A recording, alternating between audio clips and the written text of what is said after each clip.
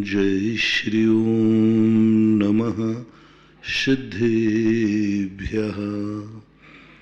सर्वमंगलमांगल्यं सर्वविकल्याणकारकं प्रधानं सर्वधर्माणां जैनं जयतु शासनम् जैनं जयतु शासनम्। पंच परमेष्टि भगवान की, आचार्य श्री गुरुवर कुंद कुंद महाराज की जय हो। आचार्य श्री गुरुवर विद्यासागर महाराज की जय हो। परम उपकारी निर्यापक श्रवण मुनि पुंगव श्री सुधासागर जी महाराज की जय। आचार्य संघ की जय। नमोस्तु। कोई भी व्यक्ति जब कोई कार्य करता है तो यह कैसे अंदाजा लगाएं कि यह कार्य हमने मन से किया है, दिल से किया है, हृदय से किया है, अंतरंग से किया है। दूसरे का हम कैसे पता करें कि यह कार्य मन लगा के कर रहा है या बिना मन लगा के कर रहा है, ऊपर से कर रहा है या अंदर से कर रहा है। यह व्यक्ति मेरे से मिलना चाहता है, मायाचारी से मिल रहा है या ऊपर से मिल रहा है या अंदर से मिल रहा है। यह हमारा व्यक्ति है या नहीं, ये मेरे पर विश्वास करता है या नहीं, मेरा मन भी दूसरों पर विश्वास करता है कि नहीं। ये सारे ऐसे यक्ष प्रश्न हैं जो हर व्यक्ति के मन में उठते हैं प्रत्येक कार्य करते समय। कैसे पहचाने कि मैंने इस कार्य को स्वीकार कर लिया है, कैसे पहचाने कि सामने वाले ने इस कार्य को स्वीकार कर लिया है। एक बहुत सरल तरीका हमने परसों दिया था, उसी को अपन आगे बढ़ाते हैं कि जिस कार्य को तुमने पहली बार किया वो चाहे अच्छा हो अथवा बुरा हो, पुण्य हो या पाप हो, धर्म हो या अधर्म हो, वह तुम्हारी जिंदगी में उतर गया है, समा गया है। इसका एक लक्षण है, जिस कार्य को तुमने किया क्या उसे दोबारा करने का भाव आ रहा है। एक मजबूरी में काम करता है, उसकी हम बाद में चर्चा करेंगे। जो भी तुमने कार्य किया, पहली बार का कार्य महत्वपूर्ण नहीं होता, उसका कोई मूल्य नहीं होता, क्योंकि प्रथम बार कार्य हमेशा व्यक्ति संदेह में करता है, उतनी विशुद्धि भाव नहीं होता। कर रहा हूं क्या पता, इस रास्ते पर मैं जा रहा हूं क्या पता क्या क्या होने वाला है। जब तुम्हारी जिंदगी में कोई नया घटित होता है तो कितनी फफूंद उठती है, कितना विकल्प आता है। मैं कर तो रहा हूं लेकिन पता नहीं क्या होगा। विद्यार्थी पढ़ने जाता है, उसको विकल्प आता है, पता नहीं क्या पूछे जाएगा, क्या पढ़ेंगे, दुनिया भर के विकल्प आते हैं। पहली बार किसी रास्ते पे चलो पता नहीं रास्ता कैसा है, कौन मिलेगा, क्या मिलेंगे, क्या होगा, द्वंद्व चलता रहता है, क्योंकि वो अपरिचित रास्ता है, परिचय में नहीं आया। डाकू भी पहली बार डाका डालता है तो वो भी डरता है, बहुत डरता, पता नहीं क्या होगा, पकड़ा जाऊंगा या नहीं डाका जाऊंगा।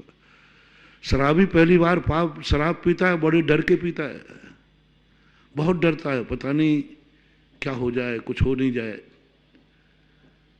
गुटखा खाने वाला भी पहली बार गुटखा खाता है, बड़े डर के खाता है, बहुत सोचता है, ठसका नहीं लग जाए, खांसी नहीं लग जाए, कुछ गड़बड़ नहीं हो जाए।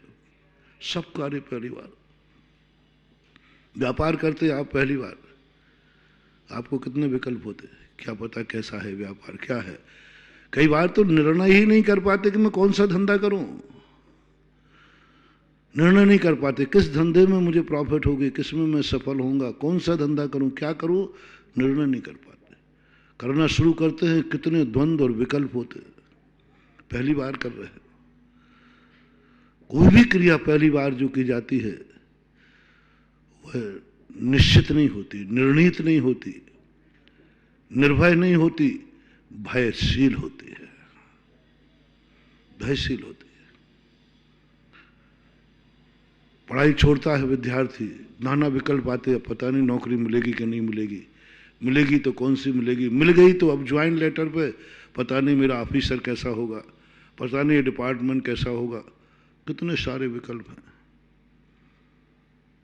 मोक्ष मार्ग में भी नियम लेता है तो ये सोचता मैं नियम तो ले रहा हूं, पता नहीं फलेगा कि नहीं फलेगा।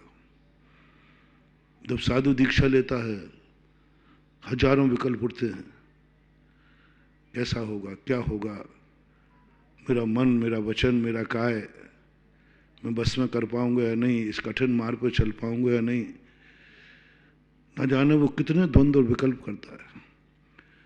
दुनिया भर से लोगों से पूछता है, जो मुनि बन चुके उनसे पूछता है, क्यों भाई कैसा लगता है केस लॉन्च करने में, पूछता है।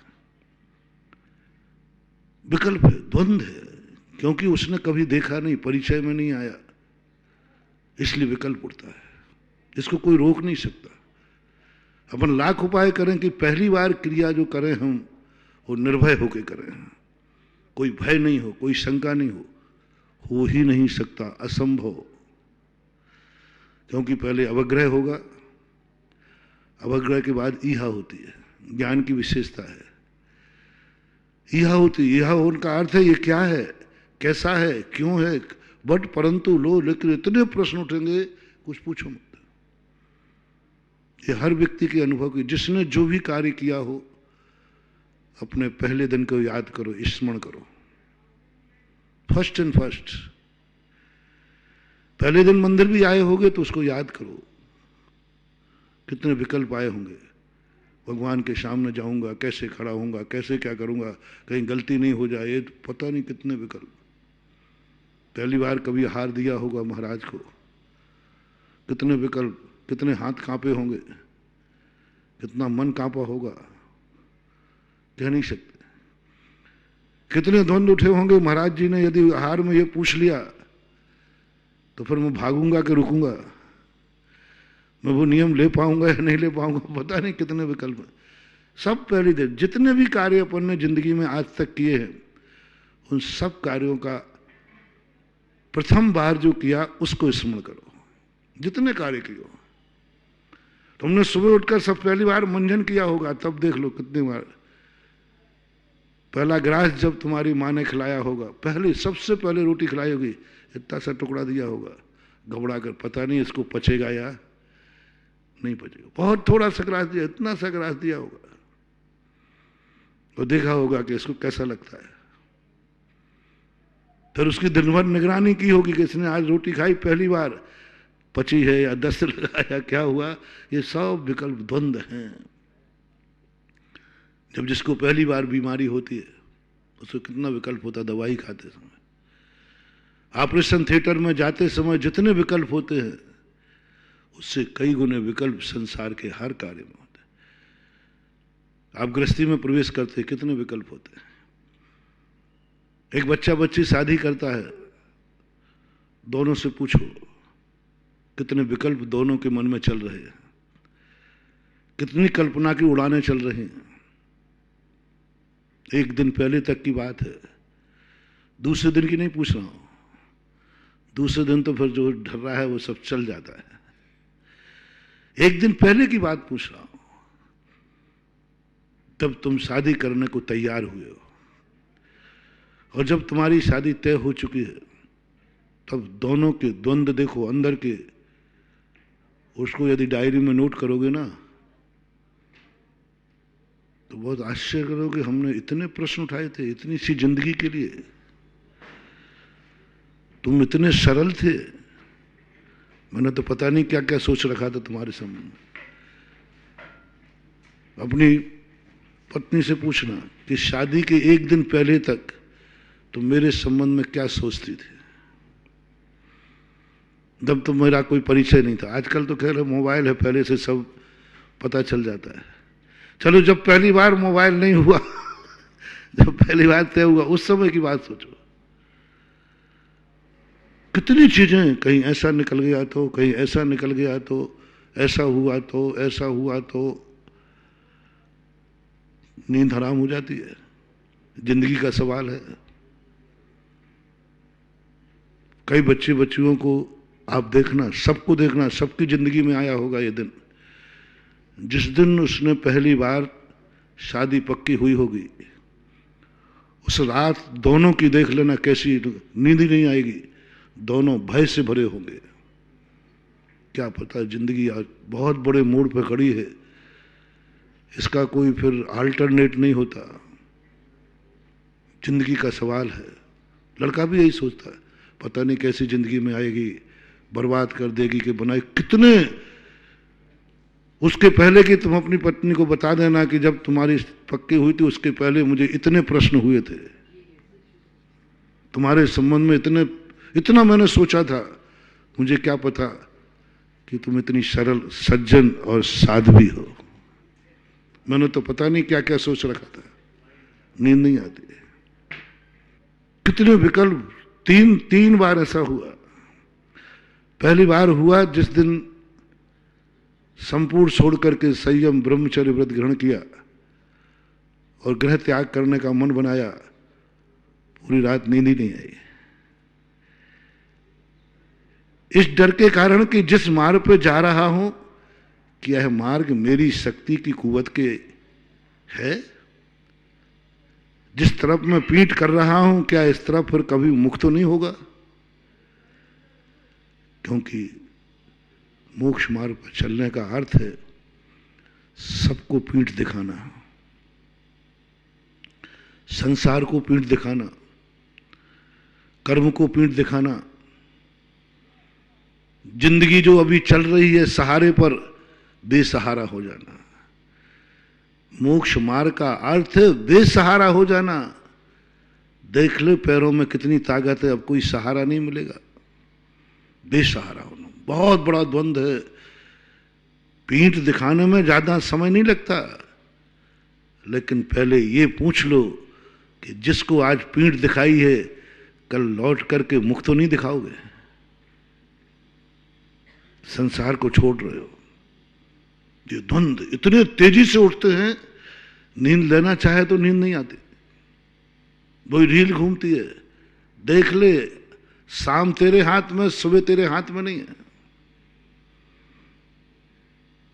सुबह सब कुछ घटित होना है, सुबह सबे मन वचन काय सब बदल जाना है। सुबह सब सूर्य पश्चिम में हो जाना है। जो आज तक मेरा है वो सब पराया हो जाना है। जो आज तक मेरा है वो सब पराया हो जाना है।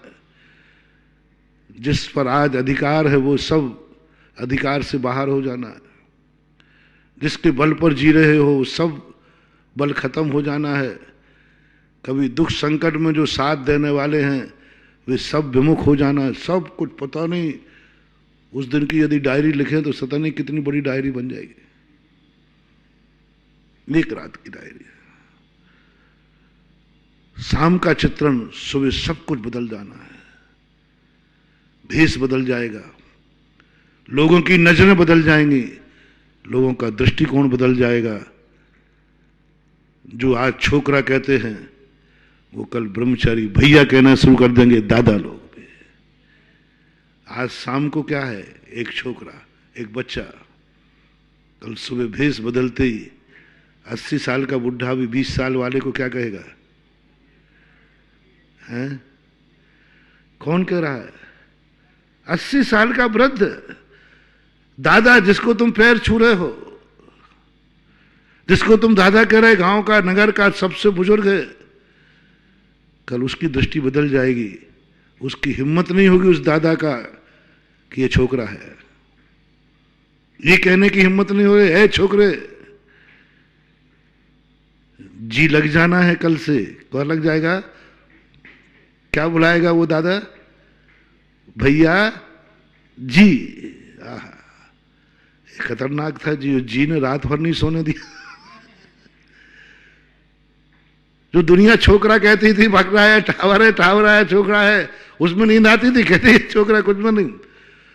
खतरनाक तो वो दिख रहा है, कल से जी लग जाना है, भैया जी। वो जी ने नहीं सोने दिया। वो जी खतरनाक था। बिना जी की जिंदगी में उतना टेंशन नहीं था, कोई खतरा नहीं था। उस दिन लग रहा है कल से जी लग जाना है, सबकी नजरें बदल जाएंगी, खाने का ढंग बदल जाएगा। अभी तो जो आया सो कल नहीं। अभी तू सबको अपनी आंखों से देख रहा है, कल दुनिया को तू 2 आंखों से देखेगा और तुझे 1000 आंखें देखेंगी। तू भीड़ से गुजर जाता है, कौन देखता है पता नहीं, निकल गया होगा कोई छोरा। कल तुम जहां से गुजरोगे हर व्यक्ति की नजर तुम पे पड़ेगी, भैया जी गुजर गए। अभी तो रंगीन कपड़े थे, कभी काला, होली आई तो काला पहन गया, दिवाली आई तो ये पहन लिया। कल तो हर त्योहार पर कपड़ा कौन सा होगा? अभी तो बदल देते हो, कभी काला, कभी पीला, कभी लाल, जो मन चाहे पहन लो, अपनी मर्जी। कल से ड्रेस बदली नहीं जाएगी, एक ड्रेस होगी, चाहे होली हो या दिवाली, एक ड्रेस होगी। भीड़ में छुप नहीं सकोगे, गायब नहीं हो सकोगे। वो इतने द्वंद्व पर द्वंद्व, एक के बाद एक प्रश्न। वो रात बहुत भय की रात होती है, अश्रद्धा की नहीं, शंका की नहीं, भय की। जैसे आप लोग चौके में डरते हो तो भय से डरते हो, गलती ना हो जाए, महाराज से डर नहीं लग रहा है। और कोई डर क्या लग रहा है? ये इतने पावन आत्मा है, ये इतना पावन मार्ग है, कहीं इसमें चूक ना हो जाए। मैं तो गलतियों का पुतला हूं। हर व्यक्ति को अपना वीक पॉइंट मालूम। हर व्यक्ति को सबसे ज्यादा अविश्वास किसी पर है तो खुद के ऊपर, सबसे ज्यादा। ये डर क्या बता रहा है? तुम महाराज के सामने डर क्यों रहे हो? क्यों डर रहे हो? क्यों भय खा रहे हो? इतना भय तुम्हें क्यों हो रहा है? हर व्यक्ति डरता है। डरने का कारण कुछ भी नहीं है। शायद मैंने कभी सुनाया था कि एक वकील साहब थे, इतने बड़े वकील थे वो, सन 1900 लगभग 80, 81, 82 उस समय की घटना है। उन वकील को मैं जानता था, पहले से भी जानता था। इतने जबरदस्त वकील थे कि वो जाकर के जिस दिन अदालत में खड़े होना है उस दिन या तो टेबल टूटेगी या उनका हाथ टूटेगा। मजिस्ट्रेट भी जिनके सामने एक बार सोचता था। बहुत खूंखार वकील थे, आवाज बुलंदी थी। शुरू की बात है, मैं छुल्लक ही था। उनके पड़गाहन हुआ तो पड़गाते समय वो ऐसे कांप रहे, कलश कांप रहा। उनके परिवार में कलश तो संभाला थोड़ा, अब वो यूं पकड़ रहे कलश को, अब वो कांप रहा है पूरा। वो गर्मी का समय, वो कांप रहे हैं, मतलब समझ में नहीं आया। तो मैंने सोचा कहीं बुखार तो नहीं चढ़ा, जूड़ी था। अब कुछ नहीं था, पर कांप रहे थे। ना तो उनके मुख से ये निकल रहा है कि नमोस्तु नमोस्तु नमोस्तु। और 2 दिन 3 दिन से उनकी पत्नी उनको मन शुद्धि वचन सब रटा रही थी। बड़ी बड़ी लाकी किताबें याद हैं, एक बार पढ़ लेते हैं, बहुत माइंडेड थे, एक बार पढ़ लेते थे बस, उनका कुछ नहीं होता।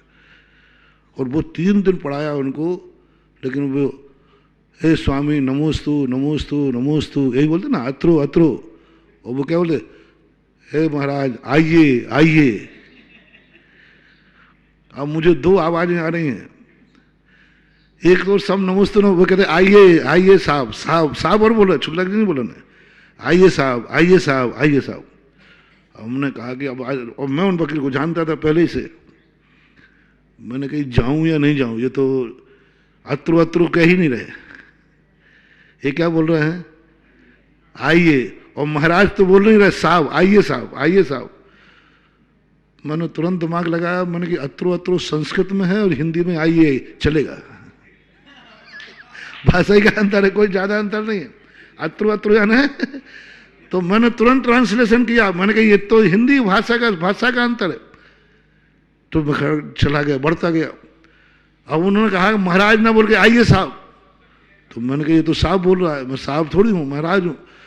फिर मैंने तुरंत लगाया कि महाराज का अर्थ होता है बॉस साहब। अब सब ये मैं कदम बढ़ाता जा रहा हूं, सब घटना घटती जा रही मन में, वो साहब बोल रहे हैं, मैंने चलेगा, महाराज का अर्थ भी साहब, साहब का अर्थ क्या होता बॉस, तो साहब मैंने कि चलेगा, बॉस तो हुई मैं। और वहां पढ़ा करके उनसे मन शुद्धि वचन शुद्धि तो बनी नहीं, परिक्रमा तो लगती नहीं थी उस समय, छोटे लोगों को लगती, वैसे ही नहीं लगती। उन्होंने पढ़ा करके कुछ नहीं बोल पाए, सब बोल रहे थे। अंत में जाकर हद हो गई, उनके वो बैठक खाने के यहां से गुजरना था, और बस वो आकर के आइए साहब बैठिए सोफा पे। अब मैंने कि अब तो अति हो गई भाई, अभी तक ट्रांसलेशन करता उच्चासन के स्थान पर सोफा आ गया, अब मैं क्या करूं? अभी तक मैं ट्रांसलेशन करता रहा, और पर उच्चासन का अर्थ सोफा कैसे ट्रांसलेशन करूं? उच्चासन तो है, सोफा भी उच्चासन तो है, लेकिन वो लकड़ी है, वो सोफा है। तो उनकी पत्नी थी बकीलन भाई, वो कहते कि तुम्हारी अकल मारी गई, महाराज है ये सोफा में बैठेंगे, और महाराज जी इनकी बुद्धि पे मत जाओ, इनकी तो बुद्धि मारी गई है, आप पधारिए भोजनशाला में पधारिए। हमने चलो दो में से एक पार्टनर ने बोल दिया मंजूर करता हूं, चला गया। ऐसे कांप रहे वो, आहार दे तो कांप रहे वो, मन शुद्धि वचन शुद्धि काय शुद्धि नहीं बोल पाए। उनकी पत्नी ने ऐसे बुलाया जैसे वो 8 साल के बच्चे को बुलाते हैं ना आप लोग, बोलो मन शुद्धि वचन शुद्धि। और मैं सोचा, मैंने कही वकील साहब तुम्हें एक, और पत्नी ने कहा महाराज जी इनको 3 दिन से रटा रही हूं, इनको लिख के तक दे दिया मैंने, एक एक अक्षर करके। मैंने कही आज वकील साहब LKG में हैं, आज तो माफ करना ही पड़ेगा, और आज यदि मैं उठ गया तो पूरे परिवार वाले क्या करेंगे फिर? मैंने कहा आज वकील साहब की खैरियत नहीं, यदि मैं उठ के चला गया तो। मैंने भी बहुत कंप्रोमाइज किया, हर गलती माफ, जो उनको अपने दूध की थैलियां दे दी, मैंने कहा तुम जितनी गलती करोगे मैं देखूंगा ही नहीं, क्योंकि एक तो अच्छा कर रहा है। अंत में जाकर जब आचार्य श्री के पास आए, बोले महाराज आज पहली बार मुझे धर्म की किताब समझ में आई। तो आचार्य सिंह का क्यों डर रहे थे? क्या छुल्लक जी नाराज हो रहे थे? आहार के समय हम लोग कभी नाराज नहीं थे, बल्कि मुस्कुराते हंसते और बढ़ते, बढ़िया शांति से बढ़ते। क्यों डर रहे थे? क्या कारण था आपको? क्या कारण था? क्यों डर रहे थे? क्या छुल्लक जी से डर लगता है? डर किस बात का था? कौन कपा रहा था? किसने भुला दिया? बोले साधु की पवित्रता ने, और मुझे अपनी कमजोरी मालूम है। मेरा मन, मेरा वचन, मेरा काया गलतियों का पुतला है, मेरा मन अपराधों का पुतला है, मेरी जिंदगी असंयमी है। बस एक ही डर लग रहा था, इस महाशक्ति के सामने कहीं गलती ना हो जाए, क्योंकि मैं गलतियों का पुतला हूं। हर व्यक्ति अपने आप को यदि शांति से बैठ करके छाती पे हाथ रख करके व्यक्ति अपने आप से जब पूछता है, तो वह व्यक्ति सबसे ज्यादा अपने आप को कमजोर महसूस करता है। ये व्यक्ति का एक बहुत बड़ा गुण है, दुर्गुण नहीं मानना इसे। हमेशा अपने आप को कहेगा कि मैं जानता हूं मेरा मन कैसा है, मेरा वचन कैसा है, मेरा काया कैसा है, मेरे से गलती हुए बिना रह नहीं सकती। और आज गलती किसके सामने होगी? चोर के सामने चोरी हो जाए तो, लेकिन आज चोरी किसके सामने होगी? साधु के सामने। गलतियों करने वाले से यदि दोनों सभी एक समान गलती वाले हैं तो चोर चोर मौसेरे भाई। जब चोर चोर होते तो वो डरते हैं क्या उनसे? सब एक सही है। क्यों नहीं डरते घर में, परिवार में? बोले सब चोरी चोर है, सब एक समान है, सभी रागी हैं, सभी राग से, हम भी राग करते वो भी राग करते, हम भी द्वेष करते वो भी द्वेष करते। संसार में सब लोग एक बराबर हैं, कोई किसी से कम नहीं है। लेकिन ये हस्ती एक ऐसी हस्ती है महाराज, आप लोगों का पद एक ऐसा पद है जिसके सामने बस एक ही डर लग रहा था, गलती नहीं हो जाए। और जिन गलतियों से मैं डर रहा था वही गलती हो रही थी। कभी कभी डर से भी गलतियां हो जाती हैं वही गलतियां हो रही थी। इसका अर्थ है कि कितना भी बड़ा अपराधी हो साधु के सामने कांप जाता है, साधु कुछ नहीं करता। एक डाकू खड़ग सिंह हुआ, खूंखार डाकू था, खूंखार डाकू था, बड़े बड़े महलों में भी उसने चोरी की।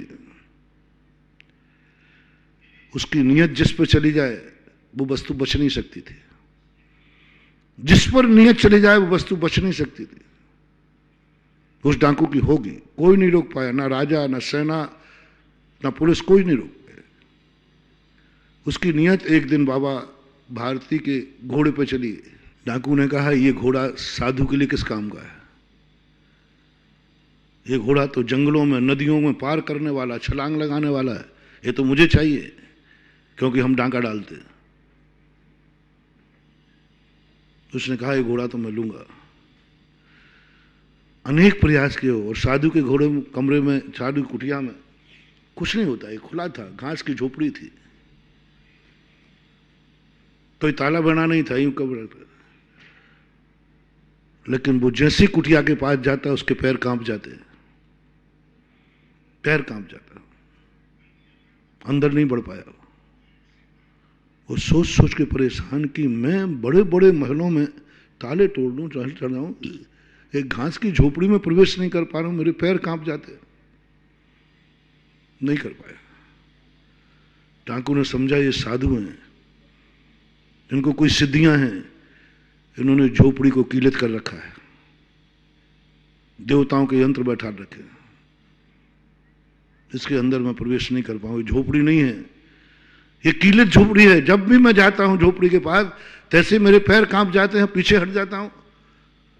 साधुओं के संबंध प्राय सब लोग, ये विश्वास है भारत के साधुओं पर, इनके पास शक्तियां होती हैं, इसलिए उन्होंने कीलित कर दिया है झोपड़ी को।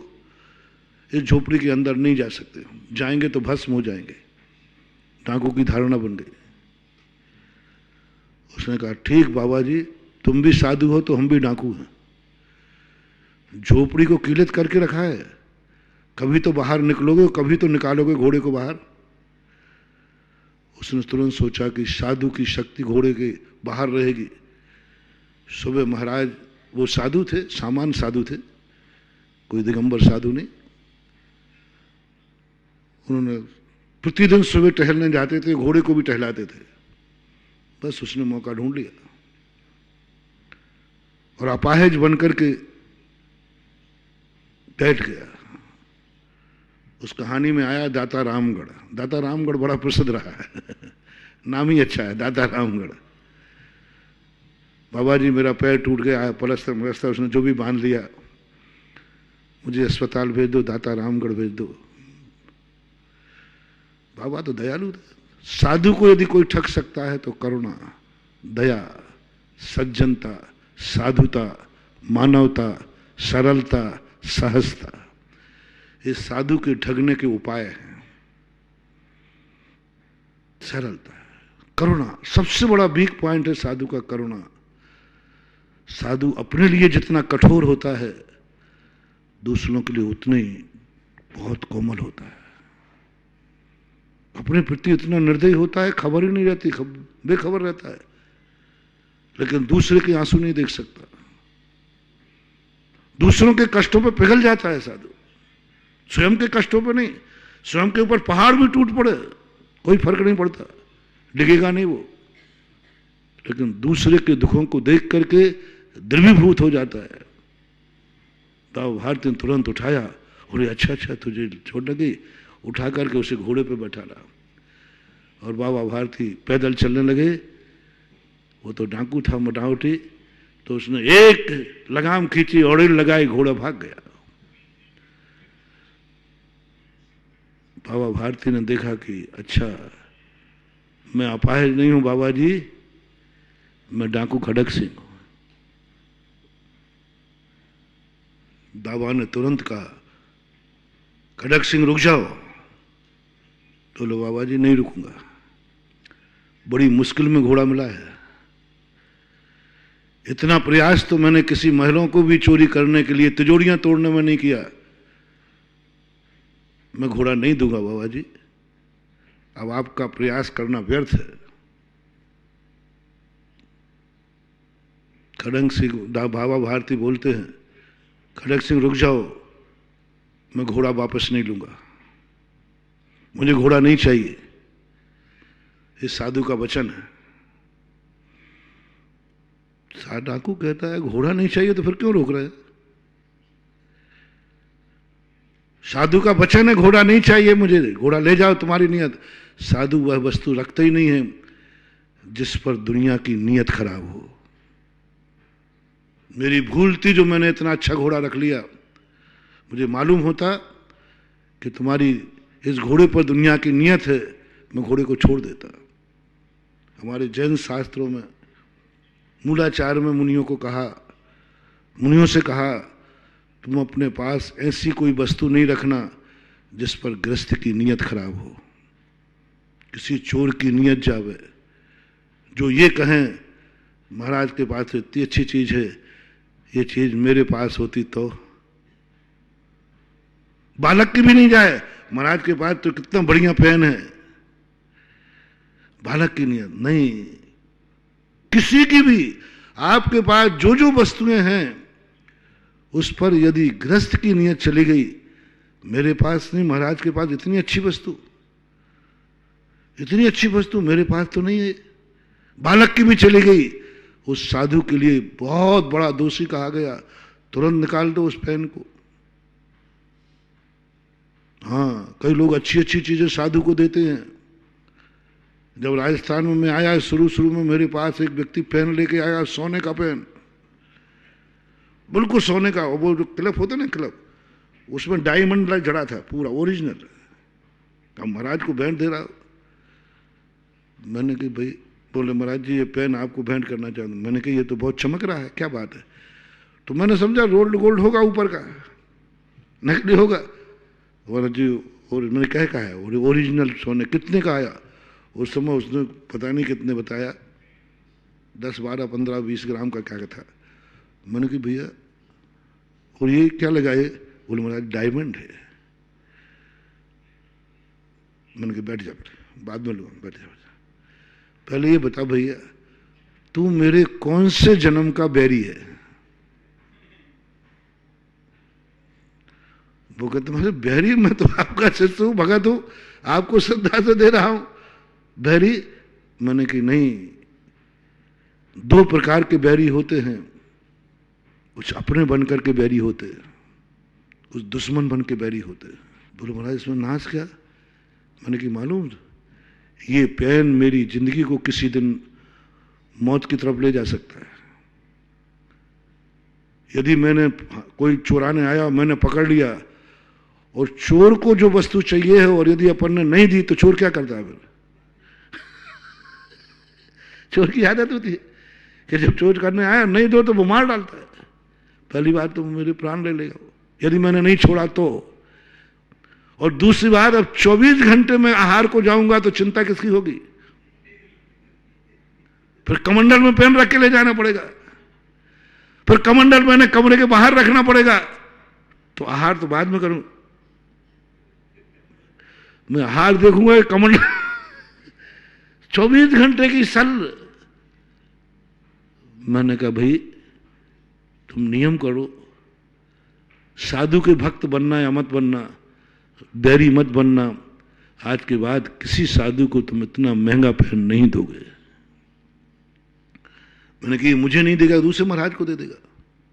मैंने कहा तू जिंदगी भर का त्याग कर। ये सोने का पेन देना साधु का हत्यारा है। वो कभी नहीं सोचोगे तुम, सोचना। सोने का डायमंड का पेन दे रहा है कोई साधु को, वो भगत नहीं है, साधु का हत्यारा है, साधना का हत्यारा है, निर्विकल्प का हत्यारा है। क्योंकि सोने का डायमंड का पेन रहकर साधु कभी निर्विकल्प हो ही नहीं सकता। उसको मालूम चल गया कि पेन शक्ति है, ये नहीं रह सकता। 24 घंटे एक ही बात का चिंतन चलेगा, उसकी सुरक्षा। सब कुछ खत्म हो जाएगा। पेन नहीं दे रहे हो, मेरी साधना की हत्या कर रहे हो, मेरी निर्विकल्पता की हत्या कर रहे हो। और कोई डाकू की नियत हो जाए तो मेरी जिंदगी की भी हत्या हो जाएगी। उसको समझाया। उसने कहा महाराज मैं इतना नहीं समझता था, मैं श्रद्धा में अंधा हो गया था। मैंने सोचा महाराज को, मैंने कहा नियम करो, किसी महाराज को देना जब चाहिए पड़े कलम तो ऐसी देना जिस कलम को बच्चे को भी दे तो कहे छी ये कोई कलम है क्या।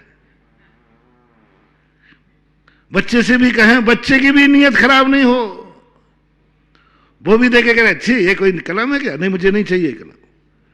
ऐसी कलम का प्रयोग, मैं एक कलम का उदाहरण इसलिए दे रहा हूं कि सबको समझ में आ जाए। हर वस्तु, कई बार टेबल पे मेरे आते हैं बच्चे, कहे इन लोग छुल्लक जी वगैरह उनकी आदतें बिगाड़ दी ना। ये छुल्लक जी वगैरह क्या करते हैं, बच्चे जाते तो उनको पेंसिल दे देते, तो वो आदत पड़े हुए कई बच्चे मेरे पास आते। कई बच्चे तो आते ही नहीं, बोले बड़े महाराज बन जाए, वो कुछ देते ही नहीं। तो मैं तो अच्छा कुछ ही मानता हूँ कि छोटे से बाटे परेशान करेंगे। कोई आता है तो वो मेरी तरफ तो देखता नहीं, टेबल पर देखता पेंसिल रखी है,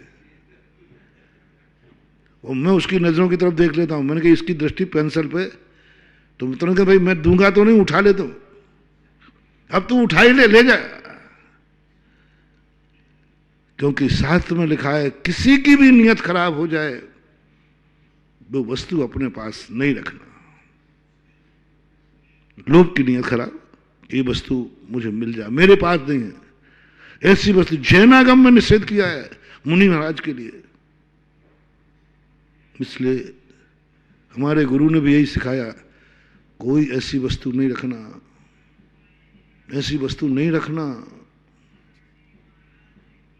और मैं अब भी कहता हूं, मेरे कमरे में तुम्हें जो चीज पसंद आए मैं खुली छूट देता हूं, उठा के ले जाना।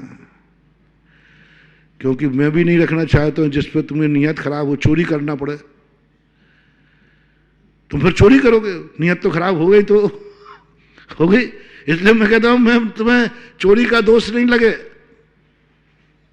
तुम्हें चोरी का दोष नहीं लगे। कोई कहे हाँ महाराज ने कह दिया था पहले ही, जो मिले वो सब ले जाना, मुझे छोड़ देना भैया। पीछे कमंडल तुम पसंद ही नहीं करोगे कि मुझे मालूम है। लोग पसंद भी करोगे तो पुरानी करोगे, नहीं तो पसंद करोगे ही नहीं। पीछे भी कौन सी पसंद करोगे, पुरानी वाली छोड़ोगे। खुद एक आध नहीं पसंद करेगा भी तो ले जा तू, ले जा तू, मेरा क्या बढ़ता है।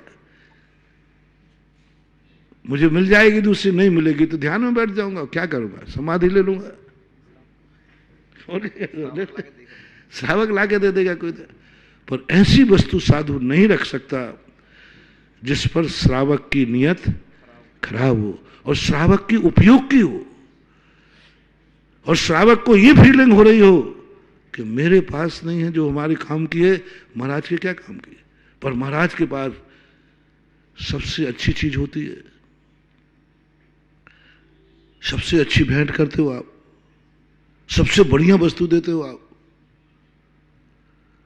ऐसी स्थिति में आप विचार नहीं कर पाते क्या स्थिति करूं। गणेश प्रसाद बर्णी जी थे, वो चद्दर लेते थे जैसे अपने छुल्लई देते। तो उनको चद्दर, एक बंबई के सेठ थे, ठंड का समय था, तो वो आए, उन्होंने बहुत अच्छी चद्दर लाए, थोड़ी गर्म भी थी जिससे ठंड नहीं लगे महाराज को। वो चद्दर लेकर के सुबह शौच के लिए जा रहे थे, सेठ जी साथ में थे। छुल्लक जी वो चद्दर ओढ़े हुए थे, ठंड तो लगी रही थी। उनके सामने कुछ चौराहे पे भिखारी बैठे थे और उनके बच्चे ठुठुर रहे थे। पता नहीं वर्णी जी ने क्या देखा, एक बच्चा महाराज को देख रहा है, ये महाराज होकर इतनी चद्दर ओढ़े हैं और मैं गृहस्थ होकर ठुठुर रहा हूं। महाराज को तो तपस्या करना चाहिए, देखो कितनी बढ़िया चद्दर ओढ़े, सब तरफ से बंदी है पूरी, और मैं ठुठुर रहा हूं। वो ऐसे ही बैठा था बेचारा। वर्णी तुरंत होगा, मेरी चद्दर पर इस बालक की नीयत चली गई और वे मुझे नकारात्मक ऊर्जा दे रहा है, मेरे प्रति बुरे भाव कर रहा है। महाराज होकर ऐसी चद्दर ओढ़ते हैं और मेरे पास नहीं है, मैं तो साधारण आदमी हूं। नकारात्मक ऊर्जा को पकड़ लिया वर्णी जी ने, ये मुझे बद्दुआ दे रहा है, ये मुझे नकारात्मक ऊर्जा दे रहा है। इसकी नियत चद्दर पर हो गई, चद्दर पर हो गई।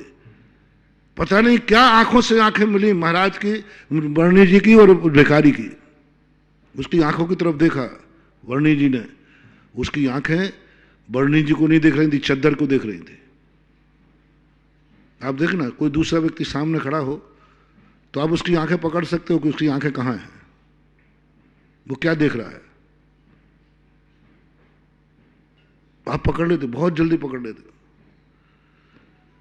एक दो बार चौकी में मैंने देखा, कोई भी चीज हाल लेता और मेरी आंख थोड़ी बहुत थाली तो वही चीज, अरे मैंने कहा इसने आंखें देख ली कि महाराज उस चीज को देख रहे हैं, इसलिए हम लोग देखते ही नहीं, अभद्र कौन मोल ले हुए पकड़ में आ जाता है। छुल्लक जी ने पकड़ लिया कि ये मेरी तरफ ना देखकर चद्दर की तरफ देख रहा है। उन्होंने तुरंत चद्दर उतार कर उसको दे दी, तुरंत दे दी। सेठ जी कहते, भैया महाराज जी आपने क्या किया? मैं बड़ी मुश्किल से छांट करके अच्छी चद्दर लाया था,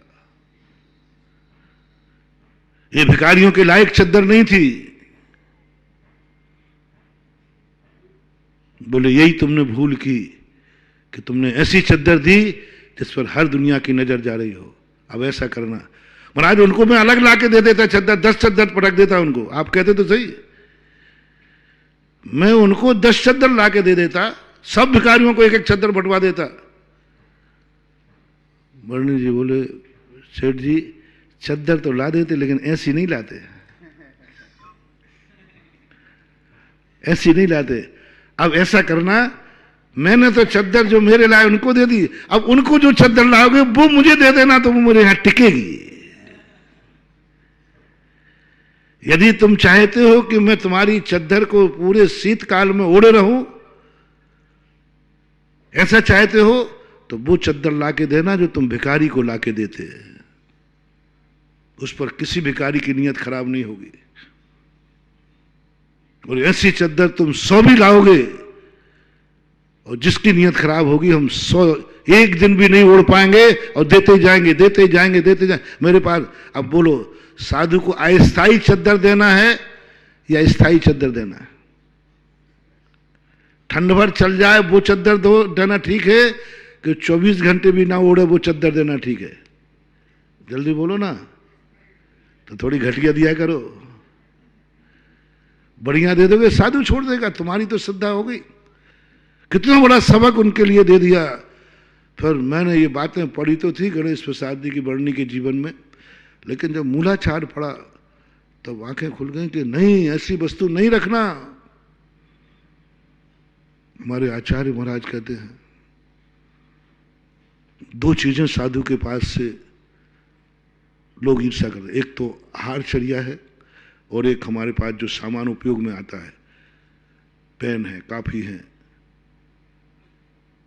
पाटा है, तखत है, जो कुछ भी आता है, उन सब चीजों पर ऐसे लगो साधना नहीं। कमंडल में सोना मड़वा दें अभी लोग हमें। यदि आज ही घोषणा करूं कि मेरा मन है कि मेरा कमंडल सोने का हो, 1 घंटे भर में जो सुन रहा होगा कोई अभी नाम ही नहीं आ जाए। सुनना भैया, अभी बोलना मत, मैं कह रहा हूं। और जो मेरे सोने का मंडल देगा वो मेरा हत्यारा होगा। अब भेजो जल्दी, अब भेजो भाई, जल्दी भेजो, मेरे सोने का मटका चाहिए। नहीं, सादा, सब चीज सादा। एक बार गुरुजी ने कहा, मुक्तागिरी में सन 1981 की घटना है, मूलाचार्य प्रदीप पढ़ रहे थे, एक ऐसा प्रसंग निकला कि बच्चों को सबसे पहले आहार करा के बाहर भेज दो, और महाराज से कहा तुम चौकों में जब ही जाना जब बच्चे भोजन करके घर से बाहर खेलने के लिए आ गए हो। क्यों? दो कारण। बच्चा उतने समय तक भूखा रहेगा, वो बच्चा है। दूसरा, तुम आहार लोगे, वो नकारात्मक ऊर्जा देगा।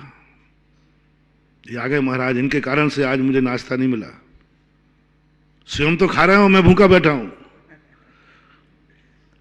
आप देखना, बच्चे को, छोटा बच्चा है, अनजाना, आप बाहर बैठा लो, उसको देना मत, वो करता रहेगा, उसको कोई मतलब नहीं। उसने कहा कि, और वो महाराज को बद्दुआ देगा, और मान ने कह भी दिया आज तुझे कुछ भी नहीं मिलेगा जल्दी, अब जब तक महाराज के हाथ नहीं हो जाएंगे। अब तो उसने कहा कि आज जो पेट में चूहा गिर रहा है इस साधु की बदौलत कूद रहे हैं। मम्मी ने इसलिए कहा, और मैं पिटूं तो भी बद्दुआ देगा, महाराज के कारण पिटाऊं आज। तो उन्होंने कहा कि नहीं, ये गलती मत कर, बच्चे की बद्दुआ मत लेना। समर्थवान अभिशाप देता है, असमर्थवान अभिशाप दे नहीं सकता, बद्दुआ देता है। बद्दुआ में अभिशाप में अंतर है, तो अभी बताऊंगा, बाद में देखूंगा। अभी तो बद्दुआ, अपने से कमजोर जो भी व्यक्ति है वो कुछ नहीं कर सकता, बद्दुआ दे सकता, नकारात्मक ऊर्जा दे सकता है। उस दिन का तुम्हारा भोजन बच्चे की बुरी दृष्टि पड़ी है, बच्चे ने नकारात्मक ऊर्जा दी है। बच्चा भूखा था, तुम खा रहे थे, वो तुम्हें नकारात्मक ऊर्जा दे रहा था। और कोई ऐसी चीज और रखी हो जो मां ने उसको नहीं है घर में, और महाराज को मिल जाए, महाराज के लिए माल निकल आया। हो सकता है, देखो अब तुम लोगों के सब हथकंडे हैं, ये सब कर सकते हो, कई चीज छुपा लो, महाराज को देंगे, सबको थोड़ी देंगे। वो नकारात्मक ऊर्जा, वो चीज मत लेना। बच्चे जब खा पी करके खेलने चले जाएं, बच्चों के सामने आहार करने की मना कर दिया। छोटे बच्चे, ना समझ बच्चे, उनके सामने करोगे, उनकी दृष्टि में, उनके सामने खेलने चले जाएं तब चौके में जाना। कहा तो आचार्य श्री ने इस प्रसंग पर हम लोगों को समझाया कि देखो, यहां उपलक्षण समझना, आपको आहार लेते समय ये देखना है, हजारों लोग देख रहे हैं, कहीं ऐसा माल टाल मत खाना, कोई गरीब, कोई मजदूर, कोई बालक खड़ा हो, बाबा जी बनकर क्या माल खा रहा है, बाबा जी बनने के बड़े फायदे हैं, मुझे तो दिवाली पे भी लड्डू नहीं मिला और महाराज को तो रोज को मिल रहे हैं। कहीं उस भोजन पर किसी की नीयत खराब तो नहीं हो रही है? कहीं उस भोजन में कभी किसी के देखने वाला, सम्यक दृष्टि और मिथ्या दृष्टि दोनों हो सकते हैं। मिथ्या दृष्टि देख करके कहे ओह साधु बनने में बड़ा फायदा है, मूड मुड़ाए 3 गुण सिर की मिट गई खाज, खाने को लड्डू बने और लोग कहे महाराज जय जय गुरुदेव। क्या मजे हैं, ठाठ है, क्या माल मलिदे मिलते हैं। यदि ये भाव साधु की अंजलि देख करके किसी श्रावक को आ गया, उस साधु को इससे बड़ा अभिशाप नहीं हो सकता। बना रहा हूं, इतना बड़ा अभिशाप है साधु को, बर्बाद हो गया साधु। साधु की अंजलि देख करके आ रहा, क्या ठाठ है साधु के, क्या खाना मिलता है साधु को, देख करके वो हो जाए। क्योंकि हर व्यक्ति सहायता है, साधु वह है ले तप बढ़ावन हेतु नहीं तन पोष दे तज। ये परिभाषाएं, ये धारणाएं आप लोगों को बना दी गई हम लोगों के प्रति। ये भजन में है, छडाला में, सब में लिखा हुआ है, सबकी धारणा है कि साधु काय के लिए खाता है? खाने के लिए नहीं जीता है, जीने के लिए खाता है। गड्ढा भरता है, स्वाद नहीं लेता, उससे खाता है, वहां पेट की क्षुधा मिटाना है, काम चलाऊ। ये धारणाएं हर व्यक्ति की साधु के प्रति बनी है। हर व्यक्ति जानता है साधु खाने के लिए नहीं बनता। अच्छा साधु, अच्छे साधु के प्रति पूरे जगत की भावना है। साधु की हारचर्या कैसी होती? काम चलाओ, ओंगन क्या क्या, देखो ऐसे ऐसे टाइटल दिए हैं हमारे भोजन को। हमारे, तुम्हारे नहीं, तुम तो राजा बेटा है। अरे तुम्हारा तो, तुम तो 56 भोग खाओ बेटा, लगे रहो मुन्ना भाई, छके जाओ। तुम्हारे नहीं कह रहा, हमारी कह रहा। हमारे भोजन के लिए आचार्य ने क्या, ओंगन, ओंगन, ओंगन जानते? वो पहले बैलगाड़ी चलती थी ना, तो चाक में वो एक लोहे की वो डंडी होती है ना, जिसमें वो घिस नहीं जाए तो उसमें काला काला ओंगन लगाया जाता है, जला हुआ तेल, ओंगन, ओंगन बोलते उसको, शास्त्रों में ओंगन लिखा है। बोले ओंगन के समान खाना, यानी इसलिए खाना कि ये लोहे की धुरी टूट ना जाए। आपकी भाषा में हाँ, चुमू चुमू नहीं करे ऐसा, वो आवाज करता है तो वो क्या करता है बचाने के लिए। दूसरा क्या दिया आपकी भाषा में? Greece, Greece. अब सरल हो गया सब, ऑयलिंग, ग्रीसिंग। कोई भी चीज घूमती है तो उस पर ग्रीस लगा देते हो। ग्रीस का काम क्या है? जल्दी रनिंग करना, और वो घिसे नहीं, टूटे नहीं। तुम्हारा घर असंयम की वर्गणाओं से भरा है, तुम असंयमी हो, और जो आ रहा है वो संयमी है। दोनों विरोधी तत्व, दोनों विरोधी तत्व आमने सामने होंगे, मित्र नहीं, संयमी संयमी नहीं, असंयमी असंयमी नहीं, पुण्यात्मा पुण्यात्मा नहीं, ग्रस्त ग्रस्त नहीं, मुनि मुनि नहीं, विरोधी तत्व आमने सामने होंगे। जब विरोधी तत्व आमने सामने होते तब क्या बोलते? टक्कर की लड़ाई है, टक्कर की।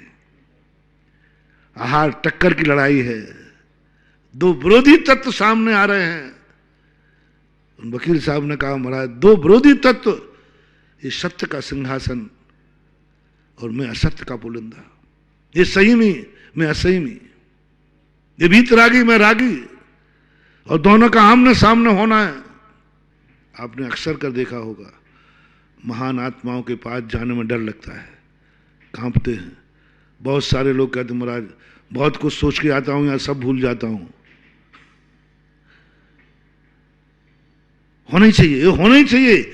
ये अपनी अशुद्धता की निशानी है और सामने वाले की पवित्रता की निशानी है, पवित्रता की निशानी। और वह पवित्रता ही हमारे लिए बाध्य करेगी एक दिन। कौन सा दिन बता रहा था मैं? दीक्षा के एक दिन पहले की घटना बता रहा था, संयम लेने के पहले की घटना बता रहा था, हर संयमी की घटना बता। जितने भी त्यागी वृत्ति बनते हैं, ब्रह्मचर्य व्रत लेते हैं, वो एक रात नहीं सोते। जिस दिन उनको सुबह लेना है तो उस रात में नहीं सोएंगे, यदि सच्चा होगा तो। और यूं बातों बातों में बेईमानी से ले रहा होगा तो घर्राटे लेगा, बोले क्या फर्क पड़ता अपन तो। सच्चे मन से यदि वो मोक्ष मार्ग में आ रहा होगा, सच्चे मन से, और सच्चा मोक्ष मार्ग में जीना होगा, सुबह उसको ब्रह्मचर्य व्रत संयम लेना है, कपड़े बदलना है, केश लॉन्च करना है, उस रात वो सो ही नहीं सकता। और हमने प्रमाण आपको दे दिए, प्रमाण आपको दे दिए। एक बच्ची का प्रमाण दिया, आपकी शादी होने वाली है, किसी से शादी आपकी तय हुई है, उस रात दोनों बच्ची सोते नहीं है। मोबाइल नहीं, मोबाइल का जमाना नहीं कह रहा हूं, आज के जमाने की बात नहीं कर रहा हूं, मैं उस जमाने की बात कर रहा हूं। अब दोनों की जिंदगी का सवाल है, दोनों जिंदगी का प्रवेश है। पता नहीं क्या क्या शंकाएं, कुशंकाएं होती हैं, कुशंकाएं आती हैं दोनों के मन में। कैसा होगा ससुराल, कैसी होगी सासू, कैसी होगी ससुर, कैसा होगा मेरा पति, कैसा होगा, संकट आएगा तो मेरा पक्ष लेगा या नहीं लेगा, क्या करेगा, तंदूरी कांड बनाएगा कि क्या करेगा। अब इतनी कुशंकाएं आती है। यदि गलत बोल रहा हूं तो तुमसे क्या गलत बोलूं, तुम तो उससे गुजरे हो। ये बात भी मैं प्रमाण दूं क्या? तुम सबको मालूम। और यही स्थिति बच्चे की होती है, बच्चे की, दोनों की एक ही स्थिति होती है, दोनों रात भर एक ही चिंता में। जिंदगी का सवाल है, जिंदगी का सवाल है। त्यागी वृत्ति भी कहता है जिंदगी का सवाल है, सब कुछ छोड़ के जा रहा हूं, सब कुछ बदल जाएगा।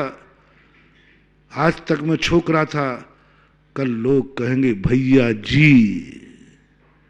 वो जी प्राण ले रहा है। गड़बड़ क्या कर रहा है? 80 साल का बुढ़ा भी कहेगा कल भैया जी।